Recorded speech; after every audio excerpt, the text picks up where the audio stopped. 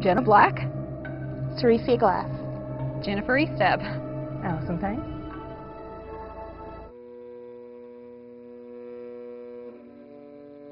I've always loved the idea of the secret world.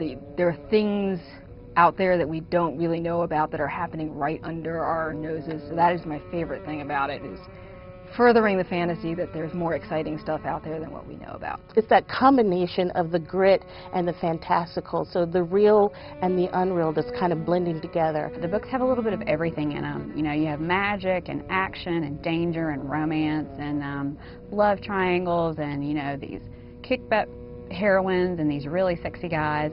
With other genres like the romance genre, paranormal romance, there are certain rules and requirements that you have to have, like a happily ever after, for example. With urban fantasy, I can choose to do that, but I could also go ahead and choose not to do that.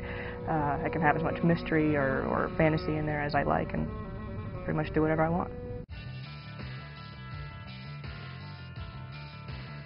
She's smart, Very strong. Has relatable flaws. sassy, Cleverness. Her ability to care. and of course very sexy. I tend to loosely base my mythology on Celtic. I grew up reading a lot of Celtic mythology, so it's sort of a no-brainer for me just to kind of pick up and go with that. I like to use something that people know about. For instance, for my Shadow Chaser series, I like to build a lot on Egyptian and African mythology. I'm a lifelong fan of anything ancient Egypt.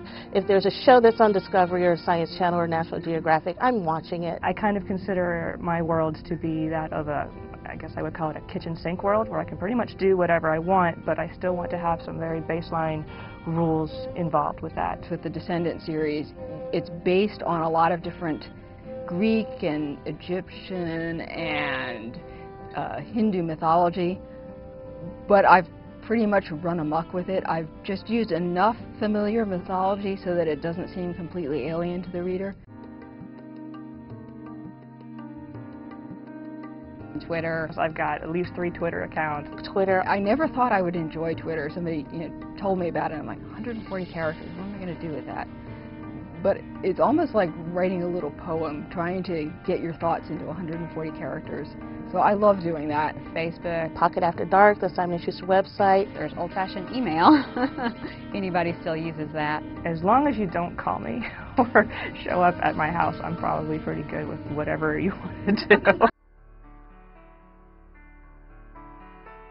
I would definitely say don't give up. There are a lot of people writing in the genre, but there's always room for people with fresh and wonderful ideas. I would definitely suggest reading in the genre to get a feel for how other authors, you know, do everything from characters to world building to plots. There's probably nothing more frustrating than thinking you've come up with this marvelous idea, and then you go and you find a book, or 2 books or 3 books, and you find out that it's been around for a while, so it's probably a good thing to know what's out there. Don't let the rejections get to you, because you will have some. And I'm a living example of that. My first published novel was actually the 18th book I wrote. Have fun with it, because if you don't have fun with what you're writing, it'll show. But if you do have fun with what you're writing, then readers will enjoy it that much more.